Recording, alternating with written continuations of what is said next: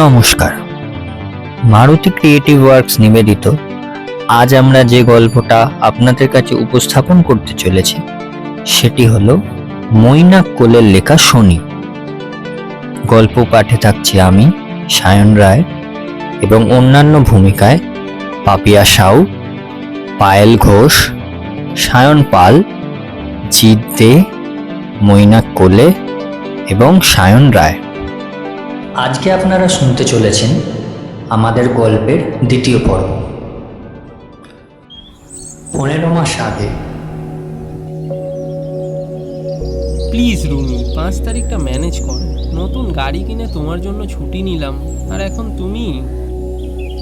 দাঁড়াও, আমাকে না জিজ্ঞেস করে ছুটিটা অকারণ নিলে, যখন জানোই যে এবারে টিচার্স ডে প্রোগ্রামটার দায়িত্ব আমার কাঁধে, তা সত্ত্বেও তুমি।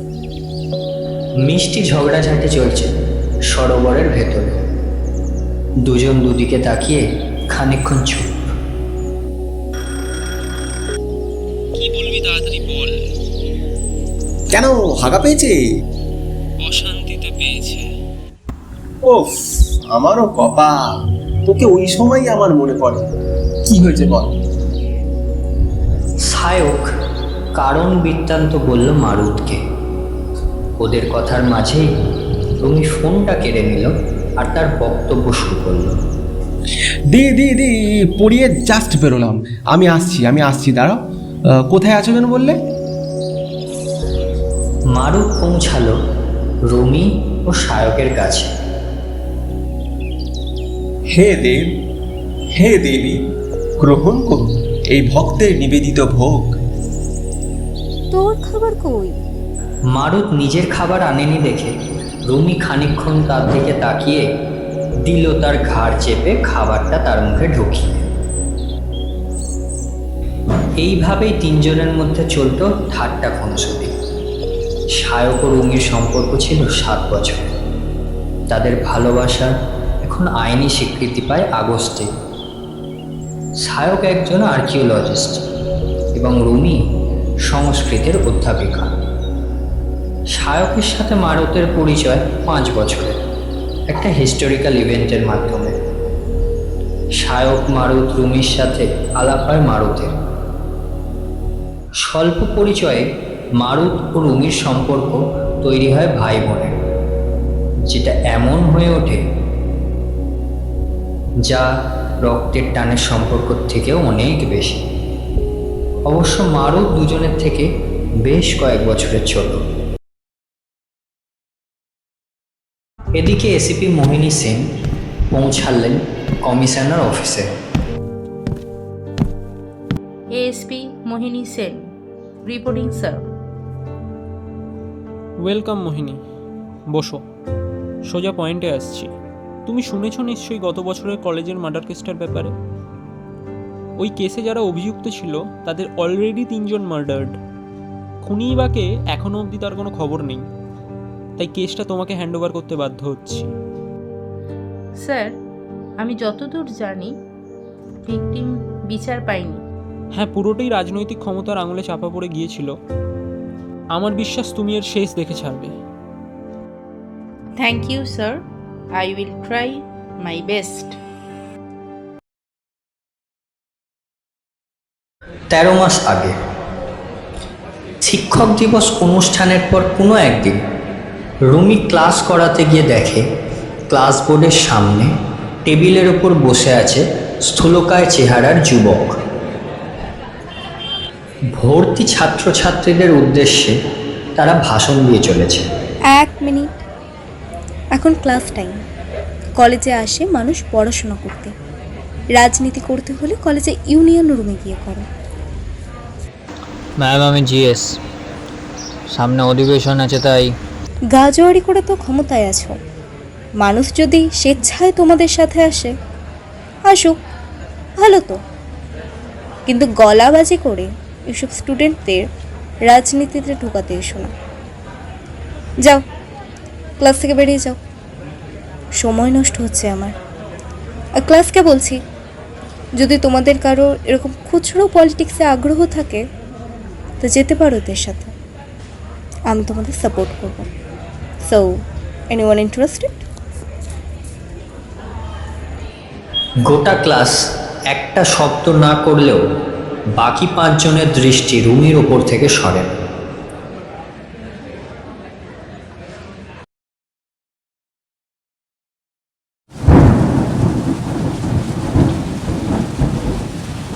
বাইরে বৃষ্টির জলে রূপসা একেবারেই ভিজে গেছে।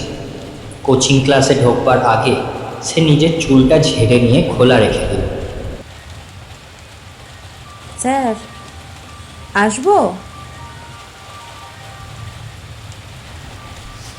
ও কী রে, তুই এখন? কেউ তো আসেনি এখনো। হে, তুই তো ভিজে গেছিস। দাঁড়া একটু দাঁড়া। স্যার আপনি পারছেন কিভাবে? আপনার একটুর জন্য হাত কাঁপছে না? স্যার পরিণতিটা কি হতে পারে ভাবতে পারছেন আপনি? রূপসা, তুই যা করছিস আমার জন্য আমি চিরকৃতজ্ঞ তোর কাছে, ঋণীও বলতে পারিস। কিন্তু গভীরে যাস না।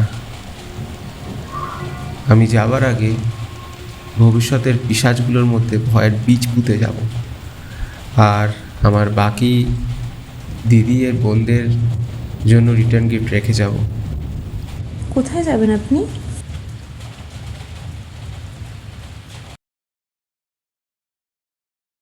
তখন রাত 12:30। নির্জন হাইওয়ে ধরে একটা গাড়ি চলছে 100 কিলোমিটার গতিতে। গাড়ির ভিতর নর্মাল ডেসিবেল মিউজিকে খোশ মেজাজ চালক। হঠাৎ এক ট্রাক উচ্চ গতিতে পাশ থেকে কর্কশ হর্ন দিয়ে বেরিয়ে ওভারটেক করে চলে যায়। চালক একটুখানির জন্য মেজাজ হারায়। খানিকক্ষণ পরেই একজন মহিলা বাইকার নিমেষে গাড়ির পাশ দিয়ে বেরিয়ে যেতেই চালকের স্টিয়ারিং সামান্য নড়ে ওঠে এবং সামনে গিয়ে মহিলাটি বাইকের গতি ধীর করে। চালক কিচ্ছু বুঝতে পারছিল না। গাড়ির গতি তখন 100 থেকে 40 হয়ে গেছে। হর্ন দেওয়া সত্ত্বেও কিছুতেই সরছিল না বাইকারটি। পরনে সাদা স্যুট, ব্ল্যাক হেলমেট। তার স্যুটের পিছনে লাল কালিতে একটা ইংরাজি অক্ষরে লেখা, dear advocate, Sony is not partial. He simply served justice on a person's action. চালক উইন্ডো গ্লাস খুলেই চিৎকার করে কিছু বলার আগেই বাইকারটি মিশে যায় অন্ধকারের মধ্যে। ইনি হলেন অ্যাডভোকেট ইন্দ্রজিৎ ব্যানার্জি, যিনি কেবিসি কলেজের হত্যাকাণ্ডে অপরাধীদের পক্ষে লড়েছিলেন এবং মিথ্যা প্রমাণ দিয়ে অপরাধীদের বেকসুর খালাস করিয়ে দিয়েছিলেন। গুরুদাস একে দিয়ে সব বৈতরণী পার হয়ে যায়। এছাড়া ইন্দ্রজিতের নিজেরও কিছু রক্তবীজ ছড়ানো আছে। ইন্দ্রজিতের বাড়ির গ্রাউন্ড ফ্লোর পুরোটাই বার, যেখান থেকে একের পর এক অপরাধ চাপা দেওয়ার পরিকল্পনা চলে। সেই রাতে বাড়ি ফিরে সরাসরি নিজের ফাঁকা বারে দৌড়ে ঢোকে। কাউন্টার টেবিলে পড়ে থাকা স্কচের গ্লাসটা তাতে ড্রিঙ্ক মিশিয়ে এক নিঃশ্বাসে পান করে নেওয়ার পর মাথা নিচু করে হাঁফাতে থাকে। চাট লাগবে স্যার? ইন্দ্রজিৎ চমকে গিয়ে মাথা তোলবার আগেই ব্যক্তিটি ঘাড় ধরে স্কচের গ্লাসের ওপর আছাড় মারে। গ্লাসটি ভেঙে ছিটকে যায় এবং অ্যাডভোকেট ইন্দ্রজিতের বাঁ চোখে গেঁথে যায় কাচের একটি টুকরো। যন্ত্রণায় আর্তনাদে আশপাশ থেকে ছুটে আসে তার পোষা লোকেরা। পোষা লোকগুলো ছুটে আসার সঙ্গে সঙ্গে আক্রমণাত্মক ব্যক্তিটি বাঁ হাতের ভরে টেবিল টপকে শটাং আহত ইন্দ্রজিতের বুকে পদাঘাত করে ছিটকে দেয়। বিপরীতে আসতে থাকা পরপর লোকগুলো হাতের নাগালে থাকা কাউন্টার গ্লাসে কাঁচের বোতলগুলো দিয়ে অফেন্স করতে থাকে। এই সুযোগে অ্যাডভোকেট ইন্দ্রজিৎ পালানোর চেষ্টা করে। ব্যক্তিটির সামনে ক্রমাগত বাধা তৈরি হতে থাকে সেই আক্রমণকারী। এভাবে ঘাত প্রতিঘাতে সবাইকে শেষ করবার পর দেখতে পায় দূরে ইন্দ্রজিৎ গাড়ি স্টার্ট দেওয়ার চেষ্টা করছে। 3 বারের প্রচেষ্টায় গাড়ি স্টার্ট হলেও এগোনোর সাথে সাথে সামনের চাকায় গিয়ে গেঁথে যায় বুলেটের গতিতে ধেয়ে আসা ধারালো অস্ত্র। নিয়ন্ত্রণ হারিয়ে গাড়ি ধাক্কা মারে একটি গাছে। পালানোর চেষ্টা করলে দরজাটি আটকে যায় কোনো রকমে। সেই মুহূর্তে আক্রমণাত্মক লোকটি দৌড়ে এসে গাড়ির বোনেটের ওপর লাফিয়ে ওঠে। বাঁ হাতের পাঞ্জা সজোরে উইন্ডো স্ক্রিনের ওপর রাখতেই কাঁচে চির ধরে যায়। ডান হাতে তার একটি লোহার রড। হিংস্র চোখে আতঙ্কিত ইন্দ্রজিতের দিকে তাকিয়ে সে বলে, আমি যাকে স্বীকার করি তার শেষ নিঃশ্বাস নেবার আগে জম আমার কাছে পারমিশন নেয়। কথা শেষের আগেই ডান হাতের রডটি সজোরে উইন্ডো স্ক্রিনের ওপর দিয়ে ইন্দ্রজিতের শরীরের সাথে ড্রাইভারের সিট সমেত এফোড় করে দেয়, সমকোণে গিথে।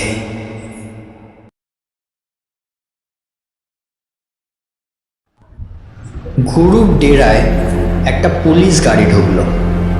পুলিশ হেঁটে প্রবেশ করলো গুরুর প্রাসাদে। দেখল গুরু টিভি স্ক্রিনে অশান্ত উঠে পায়চারি করছে। ডিসিপিকে দেখেই হুড়মুড়িয়ে ওর সামনে গিয়ে দাঁড়ায়।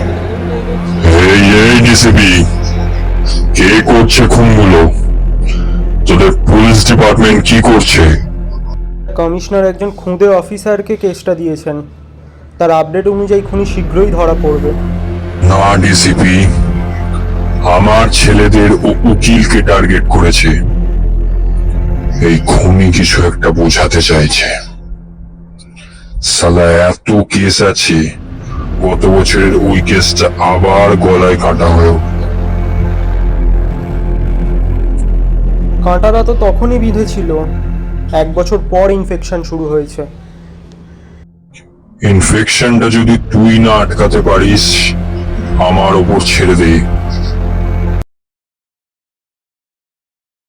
দিন পর ক্যান্টিনে মনের মতো খাবার না পেয়ে রূপসা কলেজ থেকে বেরিয়ে এসে একটি স্ট্রিট ফুডের দোকানে এসে সে একটি চিকেন রোল অর্ডার করে। ঝাল দেবে বেশি করে। রোল হাতে পাওয়া মাত্রই সে খেতে খেতে কলেজের সামান্য কাছে একটা বট গাছের নিচে বসল। এর মধ্যেই হঠাৎই তার সামনে অ্যাম্বুলেন্স এসে থামল। গাড়ি থেকে 3 জন নেমে এগিয়ে আসছিল রূপসার দিকে। রূপসা বিপদ বুঝেই পালানোর চেষ্টা করে। ততক্ষণে একজন হাত ধরে কাছে টানতেই রূপসা ডান হাতের রোলটা দিল তার চোখে গুঁজে। ঝাল মশলায় চোখটা জ্বালা করতে শুরু করে তার। আরও 2 জন রূপসাকে জাপটি ধরার চেষ্টা করতেই ক্রমাগত ডিফেন্স করতে থাকে সে। গাড়ি থেকে ড্রাইভার নেমে রূপসার বেখেয়ালে ঘাড়ে একটি ইঞ্জেকশন ঢুকিয়ে দেয়। রূপসা অবচেতন হয়ে পড়ে যেতেই অ্যাম্বুলেন্সে তুলে চম্পট দেয় তারা। 1 বছর আগে মহালয়ার দিন।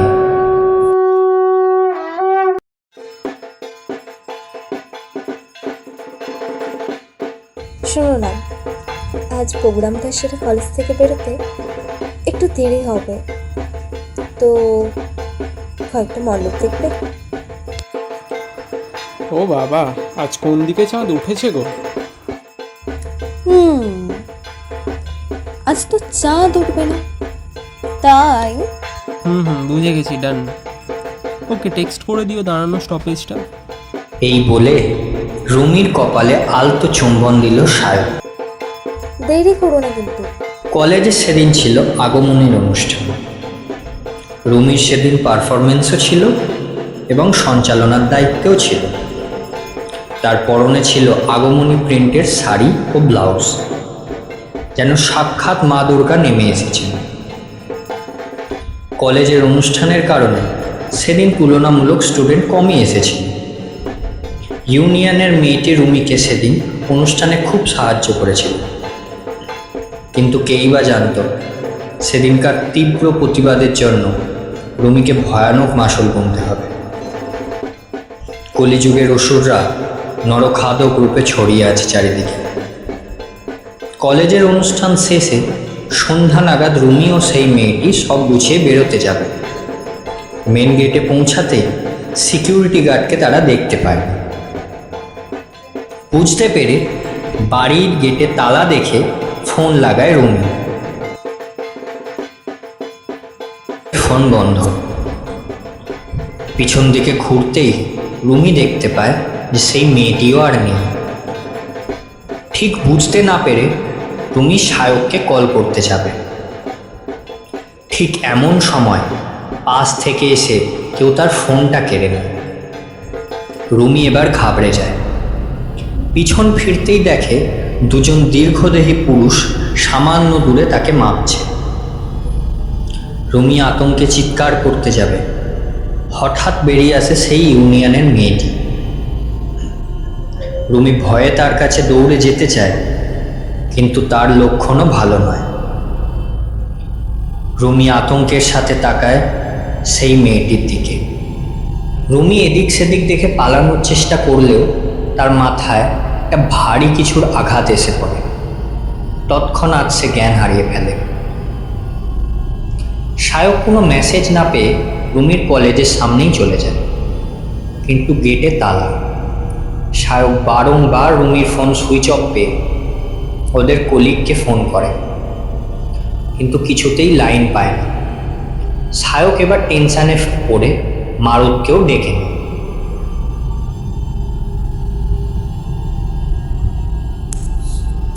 তারা দুজনে ভালো করে এদিক সেদিক খুঁজতে থাকে। কলেজের আশপাশটা ভালো করে দেখার পরেও যখন তারা কিছু না পায়, মারুত বলে যে থানাতে খবর দিতে।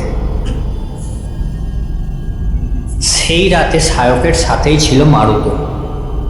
সায়কের ফোনে পুলিশের ফোন আসে। সায়ক রীতিমতো যেতে নারাজ। মারুত তাকে জোর করে নিয়ে যায়। সেই রাতে কলেজের সামনে যখন পৌঁছায়, পুলিশের গাড়ি ও অ্যাম্বুলেন্সের গাড়ি দাঁড়িয়ে আছে গেটের কাছে। মারুত সায়ককে ধরে কলেজের ভেতর ঢোকে। দূর থেকে একটি সাদা কাপড়ে ঢাকা দেহ স্ট্রেচারে করে এগিয়ে আসতে থাকে। ঢাকা কাপড়টা সামনে আসতেই সায়কের হাত সমেত শরীর কাঁপতে থাকে। মারুত সায়ককে শক্ত করে ধরে। হাত বাড়িয়ে কাপড়টা তুলতেই রুমির মুখশ্রী বিশ্রীভাবে নষ্ট করে দিয়েছে কিছু নরখাদক। সেই সময় স্ট্রেচার থেকে রুমির নিথর দেহর হাতটা ঝরে পড়ে। সায়কের চোখ রুমির অনামিকার এঙ্গেজমেন্ট রিংয়ের দিকে চলে যায়। নিশ্চুপ হয়ে মাটিতে বসে পড়ে পলকবিহীন চোখে। দিদির এই অবস্থা মারুতকেও যেন অবচেতন করে দিয়েছে।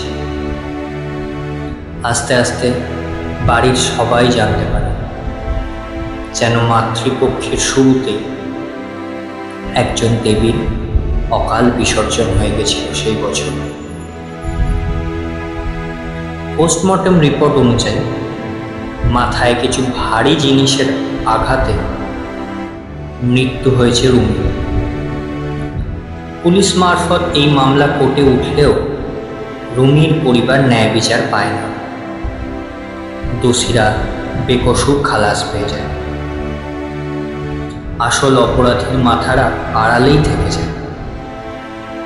2 মাস পর মামলার শেষ দিন কোর্ট থেকে সায়ক ও রুমির পরিবার হতাশ হয়ে বেরোয়। আপনারা সায়কটাকে একটু দেখবেন।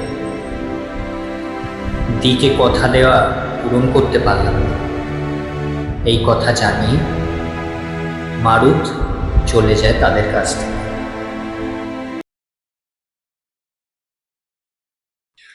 শুনলেন গল্পের দ্বিতীয় পর্ব। আগামী সপ্তাহে ঠিক এই সময় আসতে চলেছে আমাদের গল্পের তৃতীয় এবং অন্তিম পর্ব। ততদিন ভালো থাকুন, সুস্থ থাকুন, আর আমাদের চ্যানেলকে সাবস্ক্রাইব করে দিন।